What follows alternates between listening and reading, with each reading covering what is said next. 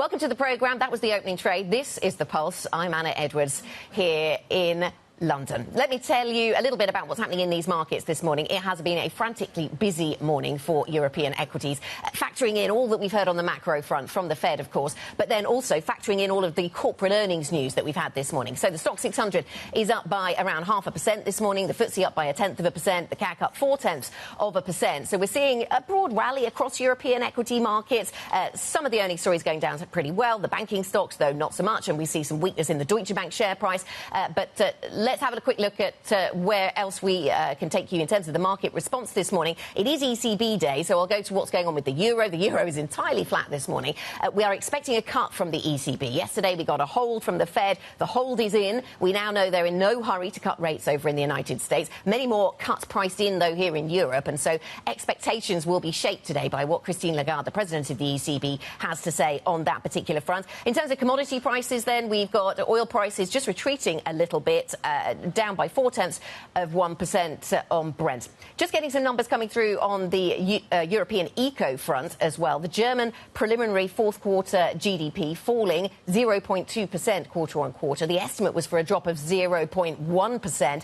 So that does seem to be worse than anticipated and speaks to the weakness in the European growth story that, of course, the ECB will be reflecting on. We've also got the Italian preliminary Q4 numbers coming through. GDP unchanged there, and the estimate was for an increase of 0.1%. So the narrative has been that France and Germany have been weak. Italy and Spain in particular, have been doing OK. Well, Italy not quite so good right now. So GDP unchanged in the fourth quarter. Let's move on to some corporate news and take you through what we have on that front. This is the picture we've got for you in terms of these stocks this morning. BBVA up by 2.2%, a buyback coming through on that business. Deutsche Bank is also in focus, 4.7% weaker for the Deutsche Bank share price. Some disappointment around costs coming through on that one. ST Micro is an interesting one. So there's a lot to digest when it comes to the tech story over from the United States, from Meta, from Microsoft and others. In terms of ST Micro, their revenue outlook missed expectations. An industrial chip slump, of course, not helping that business. And Swatch Group is also in focus over in Switzerland, and we have that stock down by 5.6%. China weakness seems to be the issue there, no let up in the China weakness story coming through there. On to one of the top news stories this morning. A search operation is underway in Washington's Potomac River after a regional jet flown by American Airlines collided in a deadly midair crash with a military helicopter. Let's get more details now. Bloomberg Global Aviation editor Benedict Camel joins us with the latest. And take us through the latest, what we understand here, because I know the search and rescue operation is underway. Benny, what are the latest news lines? Yes, good morning. We've just seen the footage there on TV. There's a huge search and rescue operation underway. More than 300 personnel involved in this. We heard a couple of hours from the fire department, from officials, including the mayor of D.C., including the new Transportation Secretary, Sean Duffy, who's said, I've been in the job for a day. So there's obviously, you know, that component to it. He's rushing into this new job and instantly has this tragedy on his hands. So that'll be closely watched how he responds. What we know at this point is that the plane coming in from Wichita in Kansas collided with this helicopter just as it was about to land. So it was on approach, and there's some footage on social media that shows these two aircraft colliding midair, going up in a ball of an explosion, and then falling into the river. We don't know anything about survivors at this point, and the officials at the press conference would not be drawn into that. So that's something we'll have to wait for. Suffice it to say that the mood on the ground is obviously very professional, but at the same time fairly glum. The conditions are difficult. It's night, it's dark, it's icy, the water is murky, the plane has broken up. So this looks like a real tragedy. Benny, and this comes on the back of a number of other tragedies, deadly aviation accidents over the past year, following a period where there really weren't very many, and yet here they seem to come quite close to each other, and often in an airport environment or around an airport. I mean, are we going to be asking questions, I suppose, of those in the industry about the way that we manage traffic in these busy airspaces?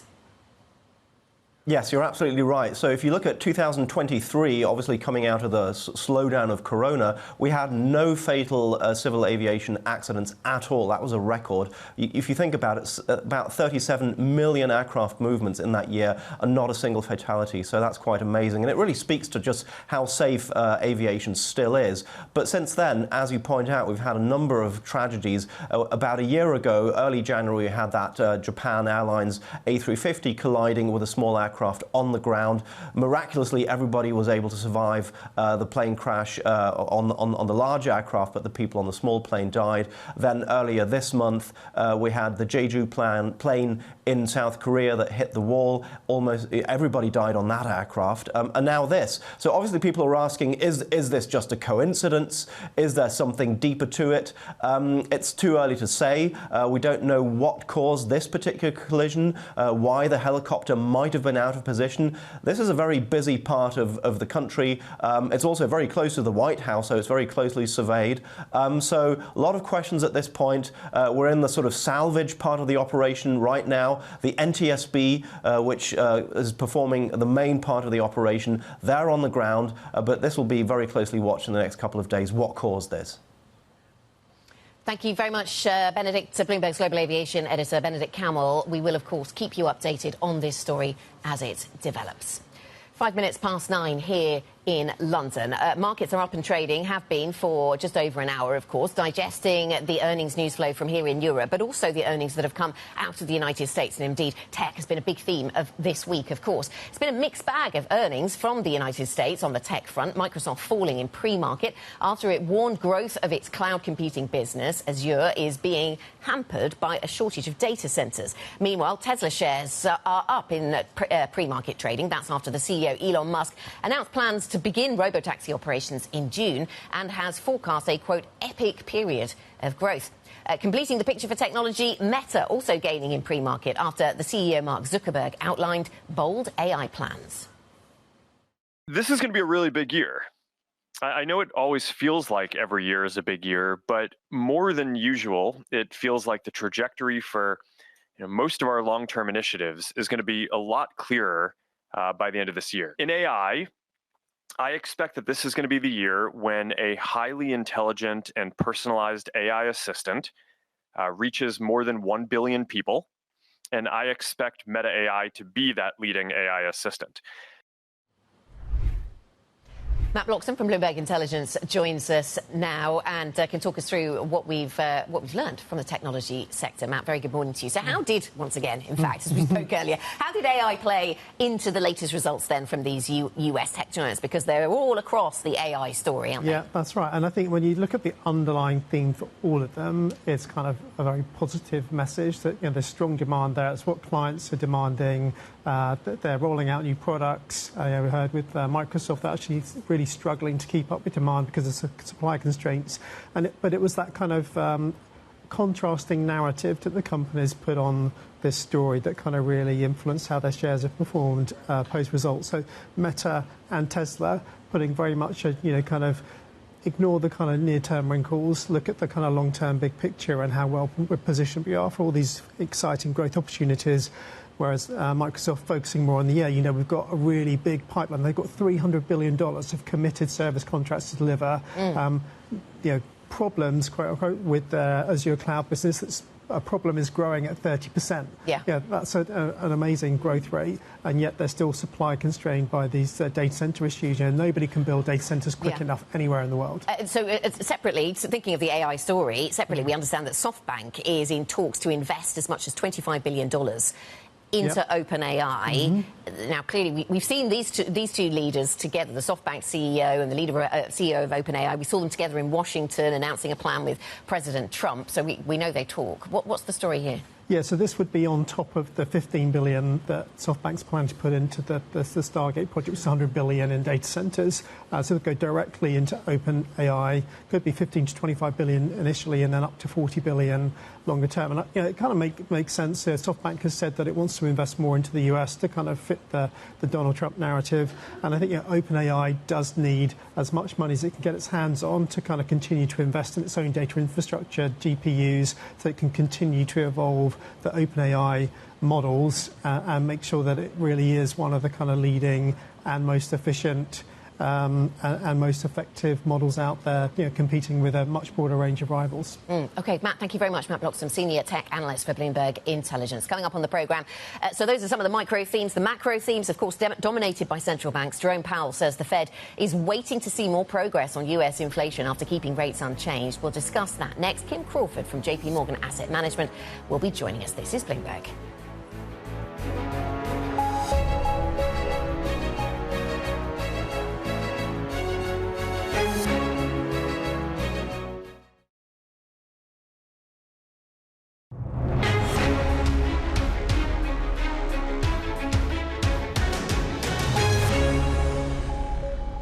With our policy stance significantly less restrictive than it had been and the economy remaining strong, we do not need to be in a hurry to adjust our policy stance. Federal Reserve Chair Jerome Powell speaking after the US Central Bank voted unanimously to pause rates. We're joined now by Kim Crawford, Global Rates Portfolio Manager at JP Morgan Asset Management, with thoughts on the Fed and much beyond, no doubt. Kim, very nice to have you with us. Nice to speak to you. So in terms of the takeaways, the big takeaways from the Fed, the fact that they're not in a hurry to deliver any more rate cuts right now, would that be the right takeaway from the Fed's meeting yesterday? Yeah, I think so. I think, as Powell put it, the economy is in a really good place. Yes, they've made a lot of progress on inflation towards their 2% target. But at the same time, growth is still strong. We have real final domestic sales growing at 3.7% in the US, and confidence has been rising. And on the labour market front, I think it's debatable now as well whether or not it's truly starting to stall or whether it's picking up again. Hiring intentions in labour market surveys in the last few months have been rising. So I think it's the right message. The current level of rates is a good resting spot for the Fed. And take it from there. Yeah, I thought it was interesting that we saw a change in the language around inflation in the statement yesterday. And the market seemed to jump on that, saying that's a little bit hawkish. And the period between the decision and the start of the press conference, there was a little bit of pricing in of higher rates. But then in the press conference, we were told by Jerome Powell, that wasn't supposed to be a signal or words to that effect. What do you think they were trying to communicate on inflation? Because there is a way to interpret that language as being a little bit more hawkish. I think the message is that we've had progress, and progress is stalling a little bit now. But we need to see a lot more of what the administration's policies are actually going to be. So we're open-minded on the path ahead. I think the way we're looking at it is, if we take Trump at his word, these are his 5 policy pillars. So he wants lower oil prices, which will mean lower inflation. The crackdown on immigration should lower monthly employment numbers, but also put upward pressure on some wage growth in some sectors. Deregulation should mean high investment and high growth. Tax cuts should mean business confidence and consumer confidence rises and leads them to spend more. I think it's debatable just how much tax cuts we'll get through in the end, given how slim the majority is for the Republicans in the House and the Senate at the moment. And then finally, tariffs, which I think we have the least clarity on. Yeah. The message so far seems to be, for the most part, that heavy-handed, immediate, broad-based tariffs aren't the priority, given Trump's sensitivity to inflation. But that message in itself has been on a roller coaster ride this week. Yes, I think that's really nice way to describe it, a roller coaster ride, because we were warned, I suppose. We were ready for there to be messages from President Trump during the press conference, and it came at some point, maybe just after. There was some messaging on social media. But it was interesting because it wasn't, when you look at it from a market's perspective, it wasn't pressure to be more dovish. It wasn't pressure to cut rates. He's applied that pressure previously. This time around, it was, they haven't acted on inflation, don't worry, I will. Which, in a sense, does that relieve some of the pressure on the Fed to give the market interest rates quickly? Yeah, it's an interesting one, because I think you've got the Fed who's looking at inflation and growth, but I feel like the Trump administration as well is trying to balance their policies on growth and inflation so that they can get lower rates down the path. So I think, we're going to have to see what the actual policies are at the end of the day. We think they're going to try to balance that so that the Fed doesn't need to hike.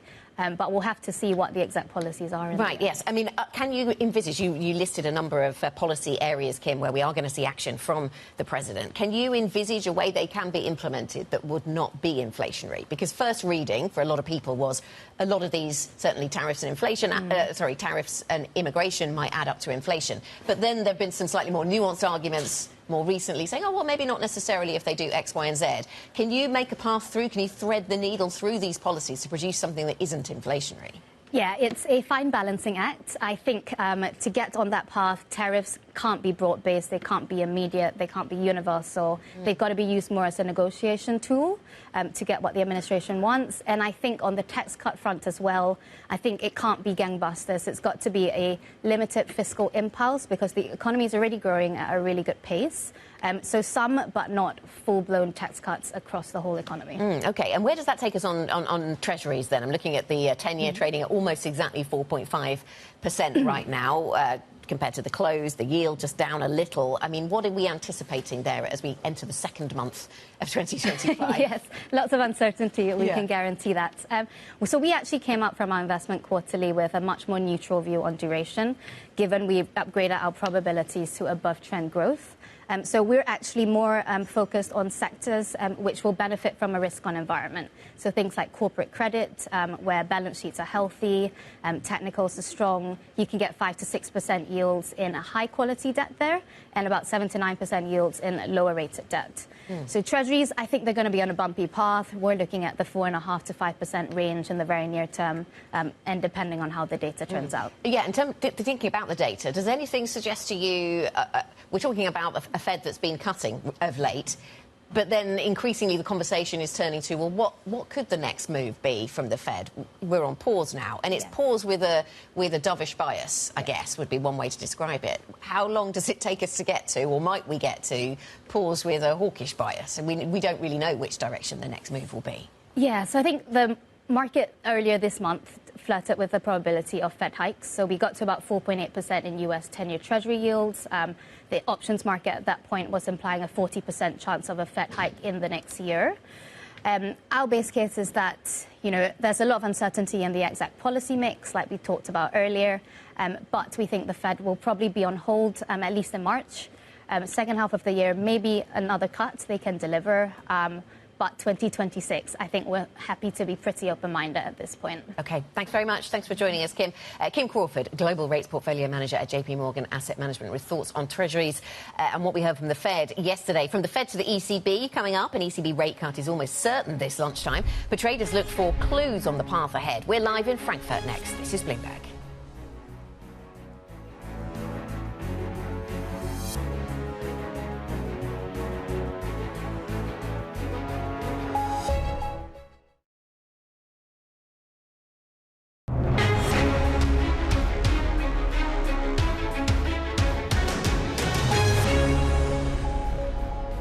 Welcome back to the programme. This is The Pulse. I'm Anna Edwards in for Francine Lacqua this morning. Now, the ECB is widely expected to cut rates by another quarter point this afternoon.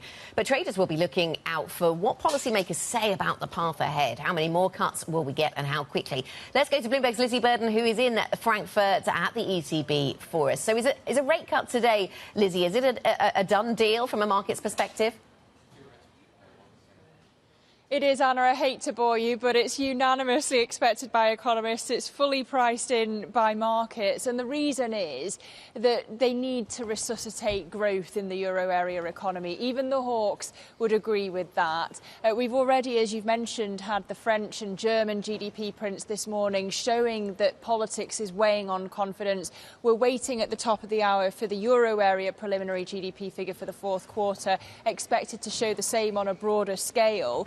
And economists do expect cuts at this meeting and next, but we're not actually expecting Christine Lagarde to comment on the path ahead, despite all the hints dropped by the Governing Council in Davos about a March cut. Why March? Well, of course, by then we'll have hopefully more clarity on Trump's trade tariffs on Europe, although, of course, they can change at the stroke of a pen.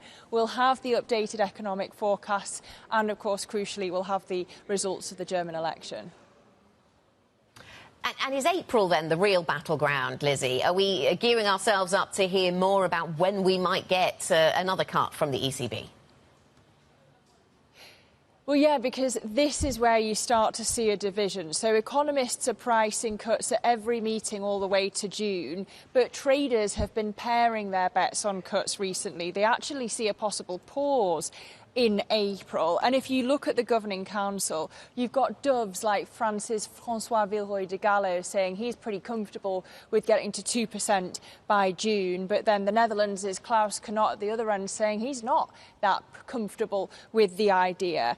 The thing is, the closer we get to 2%, which is where most see as neutral, though the Hawks see it as higher, the hotter this debate gets. So the signal that we're really going to be watching out for today will be in the guidance. How do they talk about the restrictiveness of policy? If they stop describing policy as restrictive today, that would be a real hawkish hint. And key questions to watch out for in the press conference, Lizzie? Where's neutral, for one? How close are they to reaching victory over inflation? Because it was quite notable how comfortable they were with that 2.4% inflation read in December for all the concerns about services inflation. And interestingly, economists reckon that there's more of a risk of overshooting the 2% inflation target than undershooting it in the medium term. And finally, do we hear more about euro-dollar weakness? There's been a lot of pricing of going below parity in the market. And as we start to see more of this divergence between the ECB and the Fed trying to protect against Trump's tariffs' effect on European growth, if you see that weakness in the euro, it could feed into inflation again. Lizzie, thank you. Lizzie Burden in Frankfurt. Coming up on the programme, the search for survivors continues in Washington's river after a crash between a passenger jet and a military helicopter. We'll get you an update. This is Bloomberg.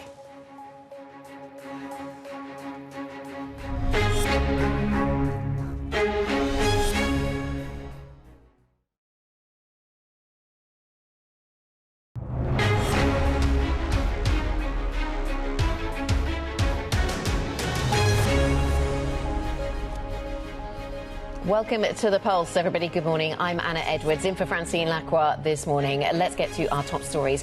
A regional jet flown for American Airlines with 64 people on board has collided midair with a military helicopter in Washington, D.C., prompting a huge search and rescue operation in the Potomac River. A pause from the Fed and maybe for the foreseeable future, Jay Powell keeps rates on hold, triggering criticism from President Trump. The ECB is expected to cut later today. Plus, AI euphoria saves big tech from a mixed bag of results, with Meta CEO Mark Zuckerberg bullish on the company's artificial intelligence play.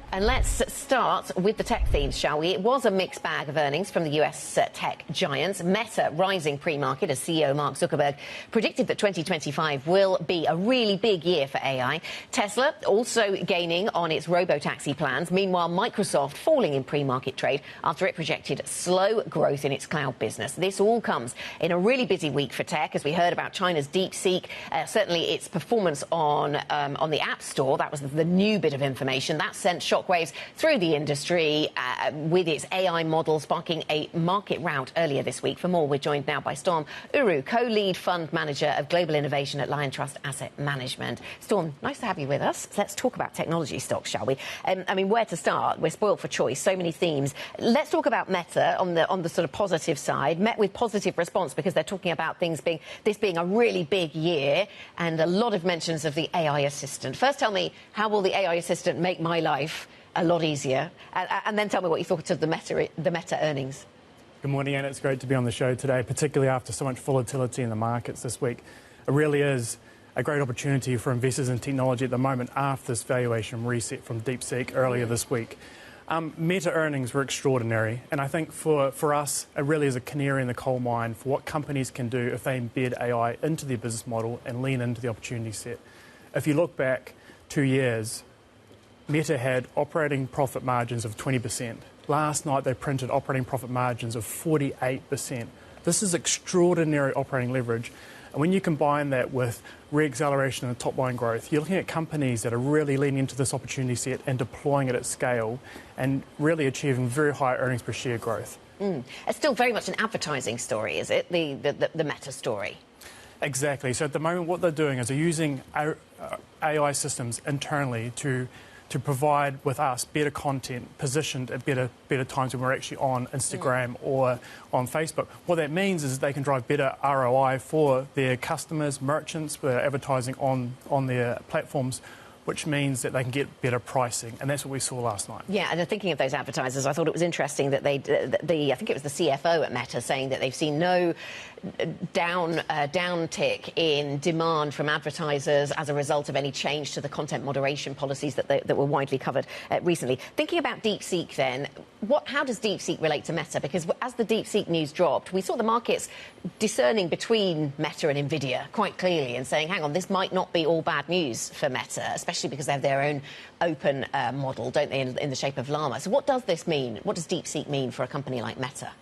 Yeah, so within AI systems development, we're going through quite a step change. And what we've had in the last 7 years is we've had progress driven by pre-training scaling.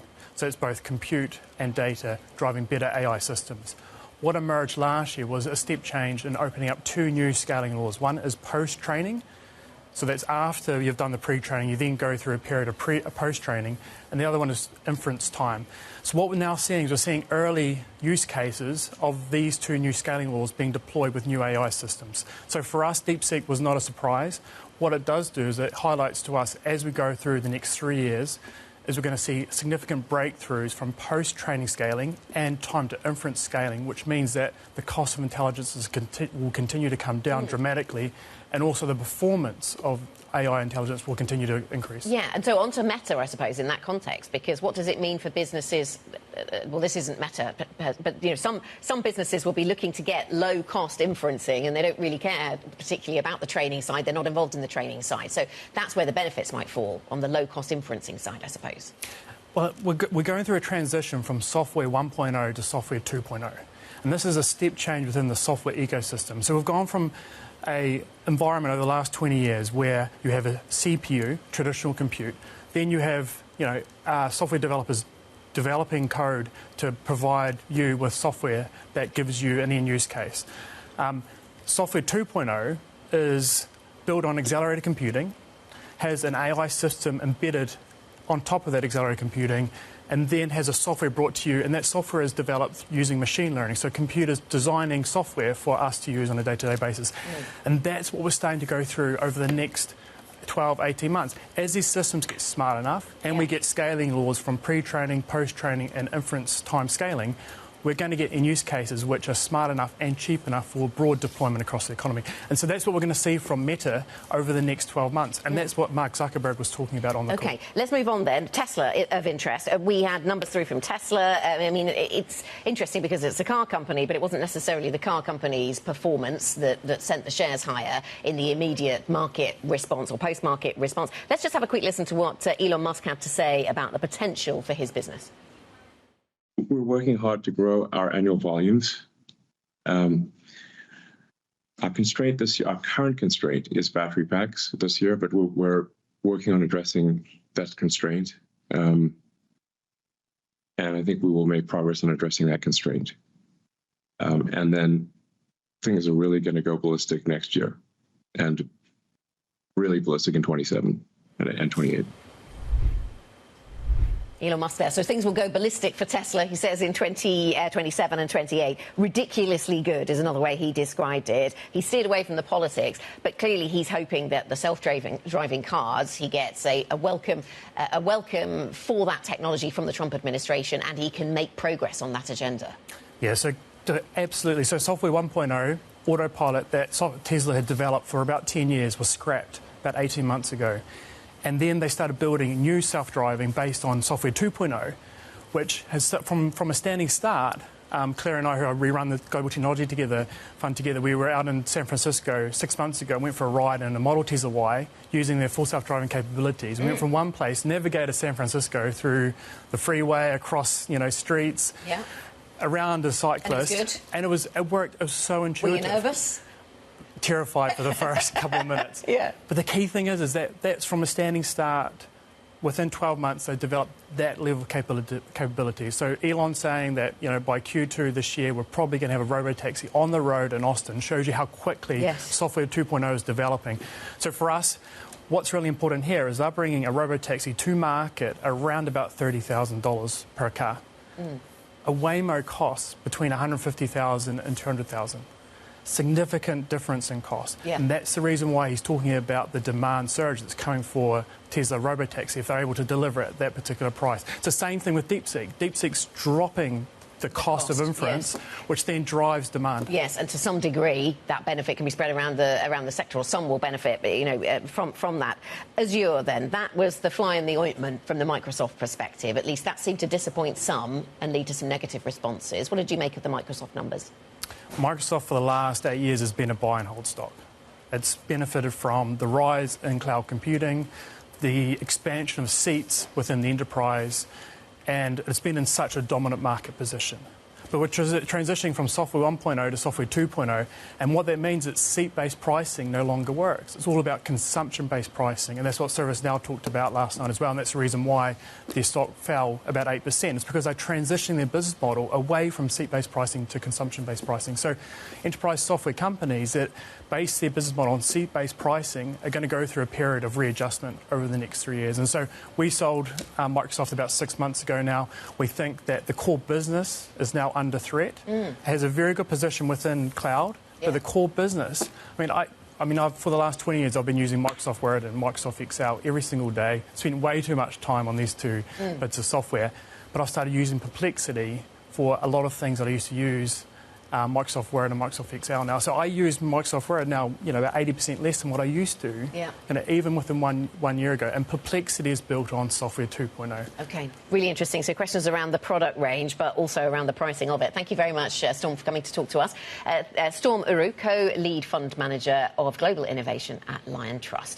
More tech news that's trending on the Bloomberg terminal right now. Bloomberg has learned that the Trump administration is exploring additional curbs on the sale of NVIDIA chips to China. Sources say officials are focused on chips used for AI development that have already been scaled down to meet existing restrictions. NVIDIA shares fell, extending a rocky week for the chipmaker. A group of American investors vying to buy TikTok has secured more than $20 billion for their offer. That's according to Jesse Tinsley, the tech entrepreneur organising the bid. The group has also recruited 2 additional tech bosses as investors, including the Roblox co-founder and CEO. Last week, President Trump signed an executive order to delay enforcing a law that would ban TikTok in the United States unless ByteDance divests it there. Let's get the latest now on the passenger plane that collided midair with a military helicopter in Washington, D.C. Bloomberg's global aviation editor, Benedict Camel, joins us now. Benny, I know that rescuers are spending a lot of time scouring the river to see if they can find survivors. Bring us up to speed with the latest headlines. So the latest is that the rescue mission is underway, the salvage mission. We know very little about the progress of that for the time being. There was a press conference a couple of hours ago at the airport involving some key participants in that. So the mayor was there, the fire department was there, the senator from Kansas, where the flight originated, was there. There was no update on possible casualties or survivors. Generally, the mood and the tone was quite dark, shall I say. It's night there. It's cold. The water is murky. It's icy. The planes both went down, or the aircraft, the plane and the helicopter both went down into the river. There's some footage on social media showing the fuselage of the larger plane broken up. So none of this looks like there will be many survivors, but obviously it's far too soon to say that. But barring a miracle, this will be a very tragic event. And it's very sad in itself, Benny, but it comes on the back of many other sad events within the aviation sector. We talked at the top of the programme about how, actually, after a period of very few fatal accidents within the aviation sector, we seem to have had quite a number. And I'm thinking of the one in Japan, which also took place at an airport. And I'm just wondering whether we're going to need to see some kind of rethink for the way that different types of traffic are managed around airports in that busy airspace. there has been a lot of work that's been put into sort of what's called near-air collisions, both on the ground but also in the air. The technology's been updated. The FAA in particular has spearheaded programs on that. But you're right, there have been more cases like this. They are still very few, and aviation remains a very safe industry. But, you know, they are obviously cases that spook the general public and make people sort of reconsider, do we have all the systems in place? You mentioned the one in Japan a good year ago. That was an A350, large wide-body aircraft that plowed into a small stationary plane on the ground in Tokyo. We then had the case earlier, about a month ago, end of last year. That was the South Korean plane that attempted an emergency landing, but then tragically skidded into a concrete wall and killing everyone on board. And now this one, it's interesting in this case that it happened in a very heavily surveyed part of the airspace. So this is miles away from the White House, obviously very closely controlled. So there'll be a lot of questions surrounding that. You know, which aircraft was out of position here? What was the level of communication between the tower, air traffic control, and the people in the air? That's something that will be very closely watched. President Donald Trump has already weighed in. He said this should never have happened, and he pointed to the tower as one possible area of investigation. But again, the people at the press conference, very cautious so far in their approach. We're very much in the salvage part of the operation at this point, and everything after that, sort of what happened, what the readout from the black boxes and whatever else might be, that comes next. Right now, the focus is on hopefully retrieving any survivors that might have come out of this alive. Benny, thank you very much. Bloomberg's global aviation editor, Benedict Camel, and we will, of course, keep you updated on this tragedy as it develops. A lot going on this morning. We have been covering some of the macro news flow, some of the corporate news flow. We'll be back to the corporate agenda shortly. A record quarter for Deutsche Bank's fixed income traders, but investors not convinced. We'll hear from the CFO next. This is Bloomberg.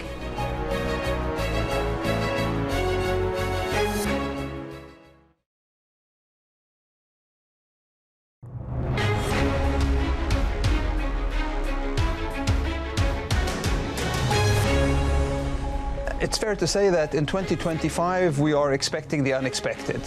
It is a year of volatility and uncertainty. I mean, we are keeping an eye on what might happen from a sanctions perspective, what might happen from a tariff perspective, the inflationary pressure we're seeing, the response of the Chinese economy. All of it is influencing what is a foggy picture ahead for 2025. So we focus on what we can control. There's a lot we can't control, and some of the elements you mentioned we can't control. And so what we can control is to continue to build resilience in the company.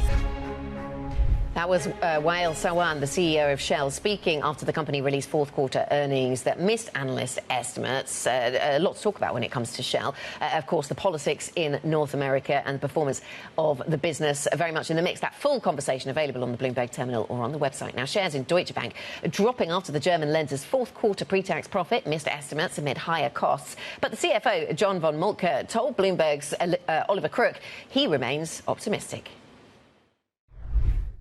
All of the businesses were up: rates, credit, FX, and emerging markets.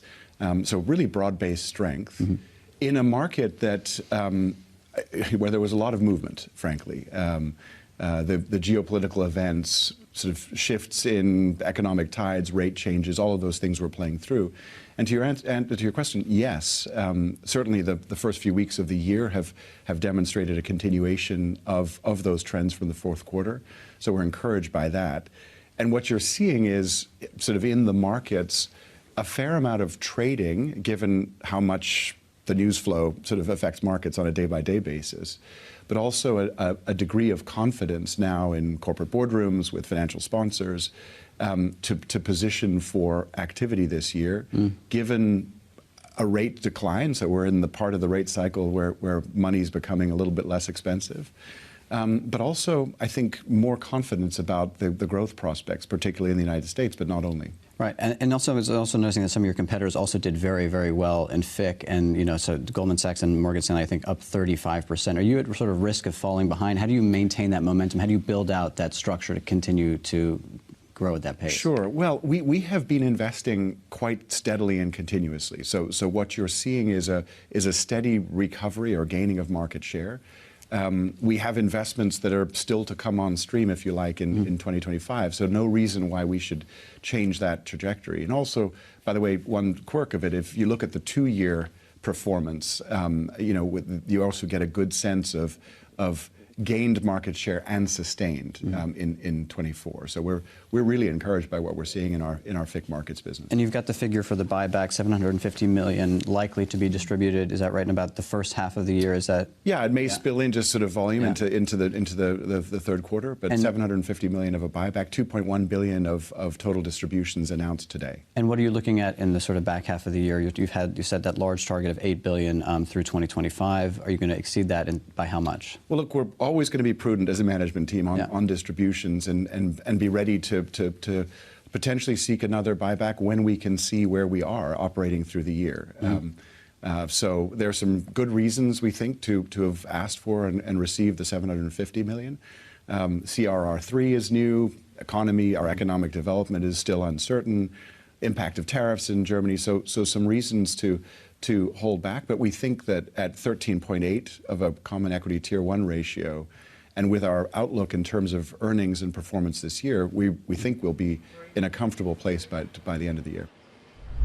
That was the Deutsche Bank CFO, James von Moltke, speaking to Bloomberg's Oliver Crook. In a pivotal moment for German politics, the country's parliament has approved a resolution for tougher immigration rules.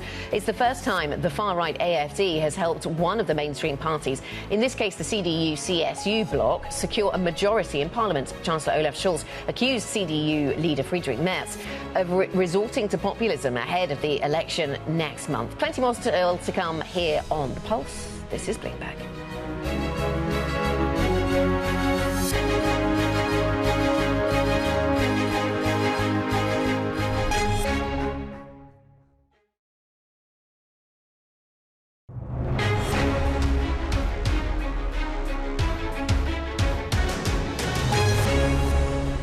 We've asked Heathrow to come forward with plans by this summer, and we hope to be able to grant a development consent order in this Parliament, so spades in the ground in this Parliament. But other projects can get going sooner. We've committed to build 1.5 million homes in this Parliament, and we've made it easier to build, for example, around commuter railway stations, with the default answer for planning applications now being yes. That was the UK Chancellor Rachel Reeves speaking to us earlier. Meanwhile, Ryanair has criticised Reeves for backing a third runway at Heathrow. Worth pointing out, Ryanair has not ever and does not fly to Heathrow, but calling the move a distraction. It's rubbish, and not only is it rubbish, she knows it's rubbish. You know, we've given her a growth plan. We said, as wrote her in December, said scrap APD, cost $4 billion. It's not big in the UK budget terms, but we would deliver 50% traffic growth, and not just in London, but across all the regional airports of the UK in the next 4 years. And all we got back was, no, we're going to talk about a third runway at Heathrow. She knows a third runway in Heathrow won't be delivered until about 2040, possibly even 2050, if at all. This is a dead cat she's throwing up on the table to mask the fact that she has no growth plan. If you want a growth plan, abolish APD. It puts money back in the pockets of UK families, UK visitors, and it will result in dramatic growth across not just London but the regions. Give me some numbers on that. Well, the cost of UK total tax take from APD in 1 year is $4 billion. Total UK spending in a year is about 1,200 billion. So you're talking about 3% of the budget.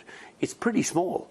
But, I mean, our growth, Ryanair's traffic would grow from about 55 million passengers to about 85, 90 million passengers within 4 years.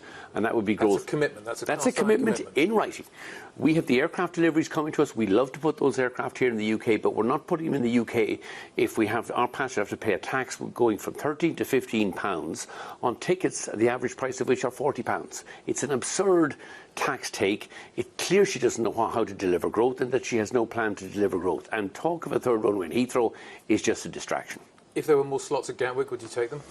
We'd certainly talk to Gatwick about them. I mean, there are midday, mid-morning and mid-afternoon slots there at the moment, but frankly, while APD is going from 13 to 15 pounds on a short-haul economy ticket costing 40 quid, we're not growing in the UK.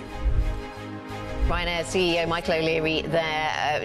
We have a mixed picture for you on US tech heading into the start of trade. This is Bloomberg.